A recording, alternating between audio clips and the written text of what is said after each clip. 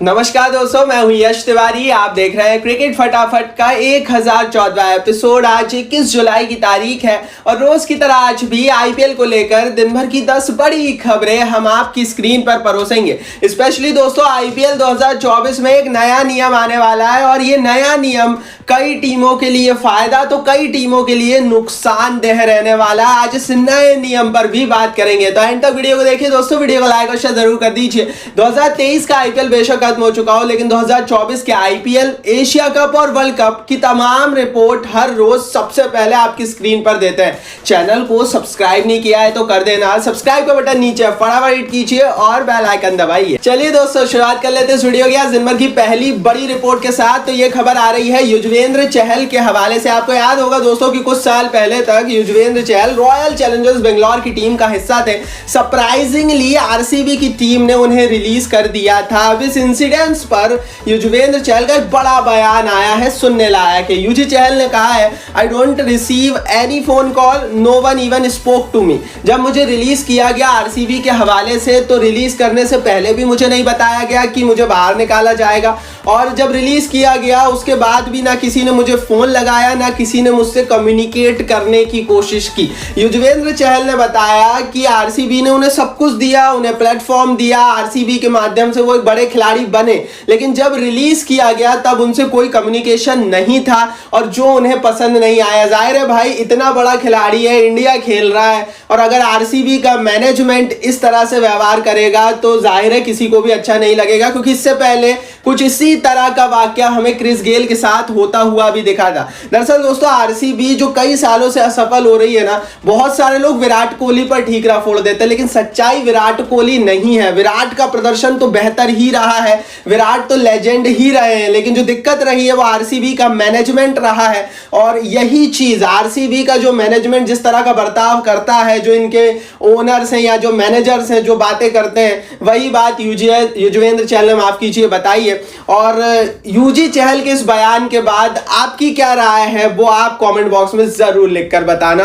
बाकी अगर आप भी मेरी बात से सहमत है, वीडियो को लाइक नहीं किया है तो कर देना। चलिए दोस्तों, आगे बढ़ते हैं, आज से बात करते हैं दिन भर की दूसरी बड़ी खबर की। तो ये रिपोर्ट आ रही है आईपीएल के इफेक्ट के हवाले से। वैसे तो आपको पता होगा दोस्तों कि आईपीएल ने कईयों को मालामाल किया है, खिलाड़ी भी मालामाल हुए हैं, कई कंपनियां भी मालामाल हुई है, लेकिन रिसेंटली जिसने पैसा बनाया है ना, वो जियो वाले हैं, क्योंकि एक रिपोर्ट आई है जिसके तहत जियो मालामाल हो गया है, जियो वालों को खूब फायदा हुआ है। दरअसल दोस्तों, लास्ट क्वार्टर की नेटवर्क 18, मतलब ये जो जियो की पेरेंट कंपनी है, उन्होंने एक रिपोर्ट शाया की जिसमें उन्होंने बताया कि आईपीएल के कारण इनका जो रेवेन्यू था वो 142% तक बढ़ गया, और इस बार जो इन्होंने रेवेन्यू किया वो 1340 करोड़ का था इन लास्ट क्वार्टर। मतलब जब आईपीएल हो रहा था, नेटवर्क 18 जो कि इनकी पेरेंट कंपनी है, वो बहुत पैसे छाप रही थी। दोस्तों, यही तो आईपीएल का कमाल है, क्योंकि इसीलिए जियो पीछे पड़ा था, इसीलिए स्टार पीछे पड़ा था कि उन्हें ब्रॉडकास्टिंग, लाइव स्ट्रीमिंग राइट्स मिल जाए। जिसके पास भी अधिकार होंगे ना आईपीएल को ब्रॉडकास्ट और लाइव स्ट्रीम करने के, वो पैसा छापेगा, और वही चीज होती हुई दिख रही है यहां पर।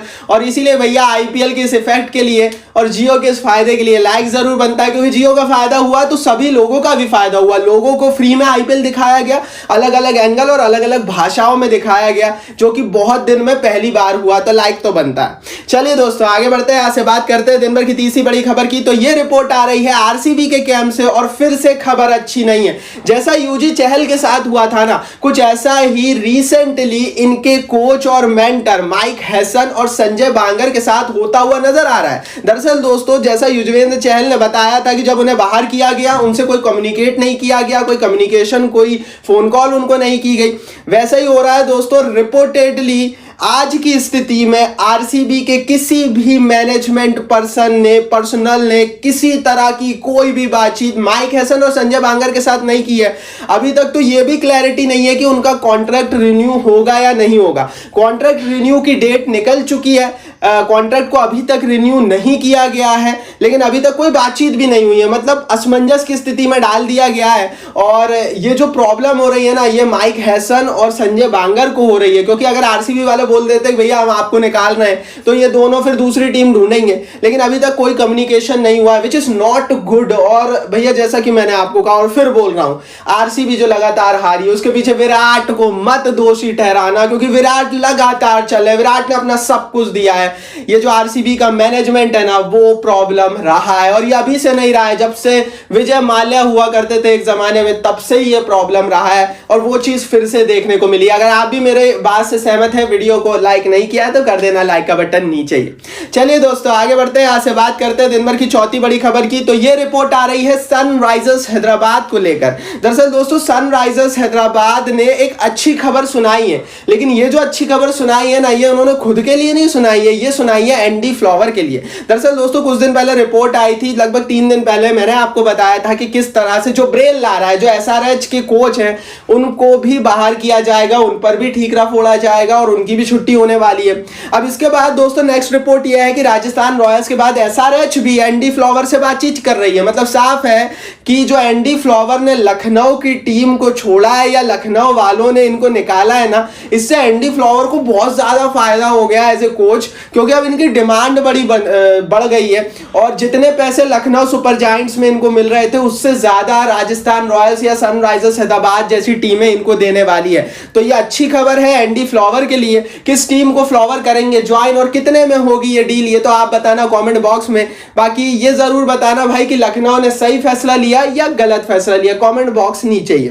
चलिए दोस्तों आगे बढ़ते हैं, यहां से बात करते हैं दिन भर की 5वीं बड़ी रिपोर्ट की। लेकिन उससे पहले टेलीग्राम पर हमें जरूर फॉलो कर लेना, मैंने नीचे डिस्क्रिप्शन बॉक्स में लिंक डाल दी है दोस्तों। आईपीएल हो, एशिया कप हो, वर्ल्ड कप हो, तमाम रिपोर्ट हर रोज सबसे पहले देते हैं। एक बार ज्वाइन करके देखिए दोस्तों, फ्री में परिवार का हिस्सा टेलीग्राम पर जरूर बन जाना, आपको मजा आ जाएगा, क्योंकि ऐसी ऐसी खबरें आती है ना, कोई नहीं दे रहा है और सबसे पहले हमारे पास होती है। लिंक डिस्क्रिप्शन बॉक्स में। चलिए दोस्तों 5वीं बड़ी रिपोर्ट की यहां से बात करते हैं। तो ये खबर आ रही है मेजर लीग क्रिकेट, मतलब कि यूएसए अमेरिका वाले आईपीएल के हवाले से। दरअसल दोस्तों एक बड़ी रिपोर्ट है क्राउड को लेकर। लगातार क्राउड आ रहा है अमेरिका में आईपीएल को देखने के लिए, लेकिन ये जो क्राउड आ रहा है ना, ये पूरी तरीके से जो इन्होंने एक्सपेक्टेशन की थी मालिकों ने अमेरिकन आईपीएल के, उस पर खरा नहीं उतर रहा है, क्योंकि अमेरिका के लोकल लोग क्रिकेट को नहीं देख रहे हैं। एक रिपोर्ट आई है जिसके तहत जो क्राउड आ रहा है उसमें 95% या तो इंडियंस है, माइग्रेंट इंडियंस है, या पाकिस्तानी माइग्रेंट पाकिस्तानी है, या बांग्लादेशी और माइग्रेंट बांग्लादेशी है।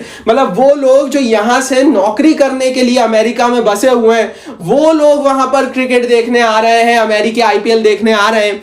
वहां का जो लोकल अमेरिकी इंसान है वो क्रिकेट में दिलचस्पी नहीं दिखा रहा है। तो एक तरह से ये जो मेजर लीग क्रिकेट है ये फ्लॉप हुई है। और जैसा कि मैंने ये जो शुरू हुई थी उससे पहले ही कहा था, भैया किसी भी चीज को कॉपी करोगे ना, नकल में भी अकल होनी चाहिए। अगर आप कॉपी कर कर इस तरह की चीजें बनाओगे तो ये चलेगी नहीं। साउथ अफ्रीका का आईपीएल भी बहुत ज्यादा सक्सेस नहीं हुआ था व्यूवरशिप की दृष्टि से, और वही चीज हमें मेजर लीग क्रिकेट अमेरिकी आईपीएल में देखने को मिल रही है। अगर अमेरिका में आईपीएल को सक्सेस बनाना है तो क्रिकेट को माफ कीजिए सक्सेस बनाना है, तो उसे आम अमेरिकी लोगों के लिए तैयार करना पड़ेगा।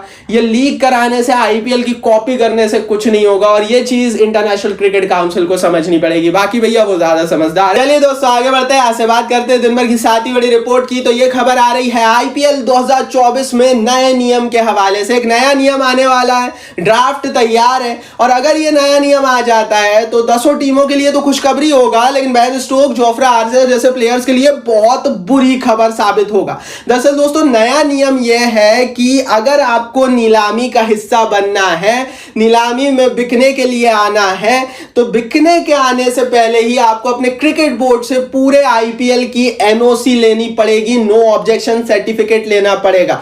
दूसरा ही इसमें क्लॉज दोस्तों यह है कि अगर आप आईपीएल खेलने आ जाते हैं, सिर्फ 1-2 मैचेस खेलकर चोटिल होकर बैठ जाते हैं, और अगर टीम को ऐसा लगता है कि भैया ये खिलाड़ी थोड़ी सी बदमाशी कर रहा है, ये चोटिल नहीं है, या फिर आपका क्रिकेट बोर्ड गड़बड़ करता है, तो ऐसी स्थिति में टीम के पास अधिकार होगा कि वो आपकी सैलरी काट सकती है। दरअसल दोस्तों पहले रूल ये था कि अगर कोई प्लेयर 10 करोड़ में भी मान लो बिक जाता है, वो खेलने आ जाए, सिर्फ 1-2 मैच खेलने के बाद वो बेंच सेकने लगे, जैसे इस साल बेन स्टोक और जोफ्रा आर्चर ने किया था, तो भी टीम लायबल होगी, उसको पूरी सैलरी पूरे 10 करोड़ रुपए देना होगा। लेकिन इस नए नियम के तहत अगर भैया इस तरह की हरकत कोई भी खिलाड़ी करता है, उसका क्रिकेट बोर्ड करता है, जैसे इस साल इंग्लिश क्रिकेट बोर्ड ने बेन स्टोक के मामले में की, कई मैचों तक बेन स्टोक को बाहर बैठा कर रखा जबकि वो फिट थे, मैचेस खेल सकते थे।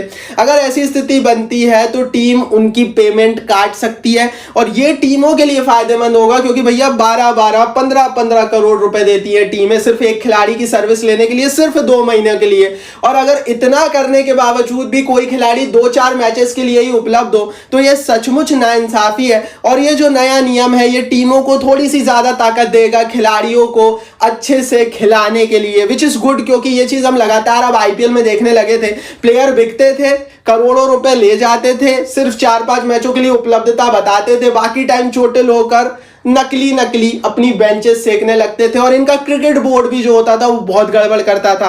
ये सब कुछ बंद हो जाएगा इस नए नियम के लिए। लाइक बनता है, लाइक का बटन नीचे फटाफट हिट कीजिए और सभी 10 टीमों के लिए ये बहुत अच्छी खबर है। चलिए दोस्तों आगे बढ़ते हैं, आज से बात करते हैं दिन भर की 8वीं बड़ी खबर की। तो ये रिपोर्ट आ रही है संजू सैमसन के हवाले से। अच्छी खबर है क्योंकि लगातार हम देख रहे थे ऋषभ पंत के कारण संजू सैमसन का एक तरह से लिमिटेड ओवर में इंटरनेशनल करियर खत्म सा था, क्योंकि हर टीम को एक विकेटकीपर बल्लेबाज की जरूरत होती है और ऋषभ पंत वो भली भांति जो पोजीशन है वो लेकर दे रहे थे बीसीसीआई को। लेकिन अब बीसीसीआई ने रिपोर्टेडली सैमसन ने कहा है कि आप भैया आयरलैंड सीरीज, एशिया कप और वर्ल्ड कप के लिए तैयार रहिए। दरअसल इस समय बीसीसीआई की जो सबसे बड़ी दिक्कत है वो टीम इंडिया की स्क्वाड है और स्क्वाड में भी जो सबसे बड़ी दिक्कत है वो एक विकेटकीपर, प्रॉपर विकेटकीपर बल्लेबाज है। ऋषभ पंत इस समय फिट नहीं है, वो नहीं खेल सकते एशिया कप और वर्ल्ड कप। और इस समय टीम इंडिया को एक प्रॉपर विकेटकीपर बल्लेबाज की जरूरत है जो कि थोड़ी बहुत अच्छी बल्लेबाजी भी कर ले जैसी ऋषभ पंत करते थे। और सैमसन तो सोने पर सुहागा है क्योंकि बहुत तगड़ी बल्लेबाजी भी करते हैं और विकेटकीपर तो बहुत अच्छे हैं, हम सबको पता ही है।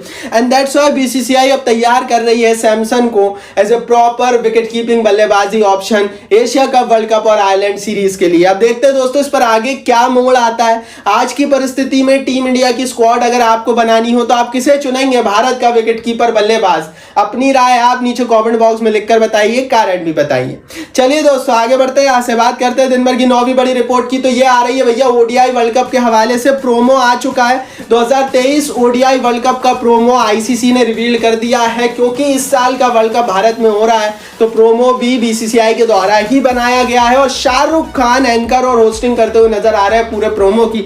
कॉपीराइट रीजंस के चलते प्रोमो तो हम नहीं दिखा सकते, आपने देख ही लिया होगा। अगर आप क्रिकेट के जबरे वाले फैन हो, नहीं देखा हो तो भैया हम टेलीग्राम पर भी डाल देंगे, उसकी लिंक मैंने डिस्क्रिप्शन बॉक्स में डाल दी, वहां पर भी ज्वाइन कर लो और ट्विटर पर जाकर आप आईसीसी के पोर्टल पर भी देख सकते हैं। चलिए दोस्तों आगे बढ़ते हैं, 10वीं बड़ी रिपोर्ट की यहाँ से बात करते हैं। तो ये खबर आ रही है टीम इंडिया के एशिया कप मैचेस के हवाले से। जैसा कि आपको पता है दोस्तों कि इस साल के एशिया कप में भारत की टीमें रिपोर्टेडली 3 इंडिया पाकिस्तान मैच खेल सकती है। एक मैच तो कंफर्म है 2 तारीख को होगा, दूसरा मैच सुपर 4 में हो सकता है और फाइनल भी हो सकता है। तो इन 3 मैचों को लेकर जब भारत के कोच राहुल द्रविड़ से सवाल पूछा गया कि आपको 3 इंडिया पाक मैच एशिया कप में खेलने, तो उन्होंने जवाब दिया, उन्होंने कहा डोंट बिलीव ऑन काउंटिंग, मैं गिनती करने पर विश्वास नहीं रखता। मतलब साफ है कि इस समय राहुल द्रविड़ इंडिया पाकिस्तान मैच पर उतना ज्यादा फोकस नहीं कर रहे हैं और ये अच्छी बात है क्योंकि पाकिस्तान अब उस तरह की टीम नहीं रह गई कि हम उस पर फोकस करें। और इंडिया के लिए चुनौती पाकिस्तान नहीं होगी, इंडिया के लिए जो चुनौती बनेंगी वो ऑस्ट्रेलिया, न्यूजीलैंड और इंग्लैंड जैसी टीमें बनेंगी जो भारत में अच्छा प्रदर्शन करती हैं ओडीआई वर्ल्ड कप या ओडीआई टूर्नामेंट या ओडीआई बायलैटरल लीग्स में। और इंडिया वहां पर ज्यादा फोकस कर रही है इस समय, क्योंकि भारत का जो फोकस है वो एशिया कप नहीं है, एशिया कप तो हमको जीतना ही है, हमारा फोकस है वर्ल्ड कप। तो ये थी भैया दिन भर की 10 बड़ी खबरें। कमेंट बॉक्स में जरूर बताना इनमें से कौन सी खबरें आपको अच्छी लगी, कौन सी नहीं। और क्यों यूट्यूब ने कमेंट बॉक्स आपके लिए दिया, अपनी राय जरूर लिखना, टेलीग्राम पर जरूर फॉलो कर लेना, लिंक डिस्क्रिप्शन बॉक्स में। चैनल को सब्सक्राइब नहीं किया तो सब्सक्राइब का बटन भी नीचे फटाफट कर बेल आइकन दबाना।